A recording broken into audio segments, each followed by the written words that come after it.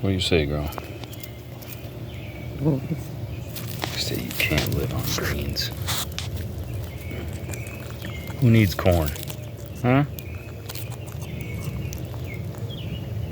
Who needs corn when there's turnip and radish?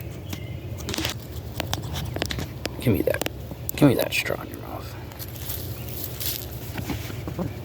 What are you, 95 weeks old now? Cornish cross? I thought you guys died by 10 weeks. Isn't that the story? September 30th, 2 years old. Tell him who ate this whole garden down. Huh, Chicky? Tell him it was you. Yeah, the goats helped, but you've really took this thing down.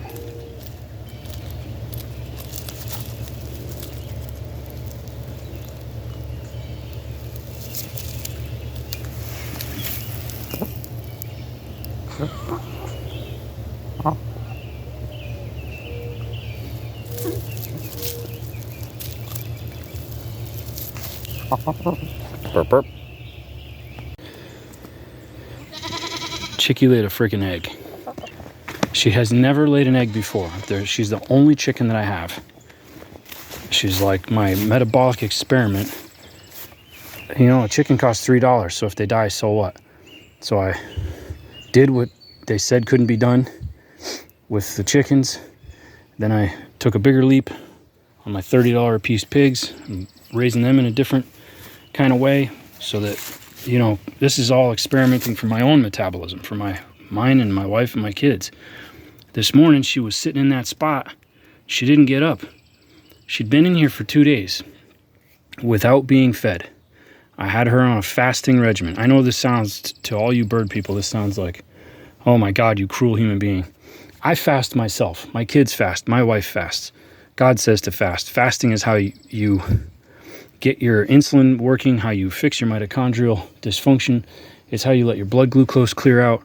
It's how you let cholesterol repair the damage that sugar's been doing in your arteries.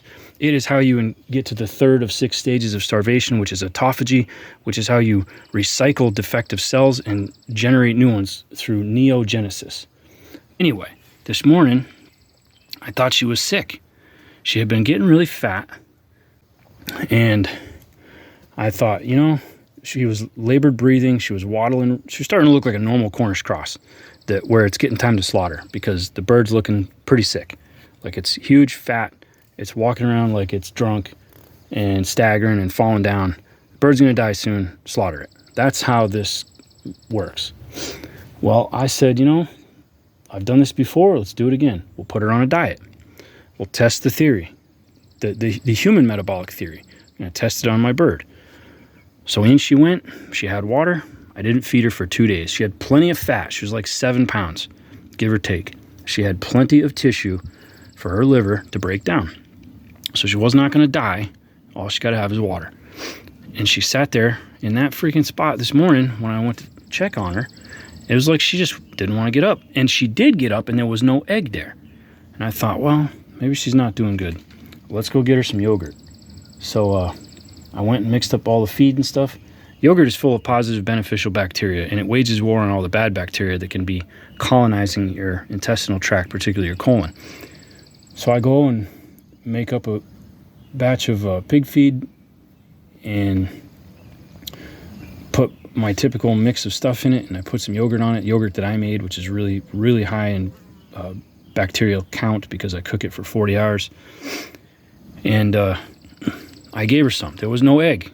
She got up. She ate. I come, freaking, there's an egg there. A beautiful egg. A big one. And I'm stunned. To me, why she never ever laid an egg before, and why she just laid one now, to me, I almost feel like whatever was wrong with her reproductive system was improved by a 2-day fast. I mean, she's been free ranging around and mostly eating green proteins, except when I'm giving her stuff to get out of my hair. Man, I don't know. I have no idea what to make of this. I know this is the dumbest thing. I'm getting excited about one egg. But I thought Cornish cross birds were sterile because of all the, I had about 7 of them for quite a while, and none of them ever got broody or laid any eggs. I'd never had a broody bird. I never had one. I didn't notice. I didn't know what to look for. And now I get it. So this is my last bird. All the others died of natural causes. The bulk of them made it a year old. And a lot of the mortality was from being sat on by another bird. That was a lot of it. When it's cold, they want to get off the ground. They'll just climb up on top of another. 2 or 3 birds will sit on another like a park bench, and that bird that's pinned down will just suffocate. And they're beyond where I can get an extension cord out here.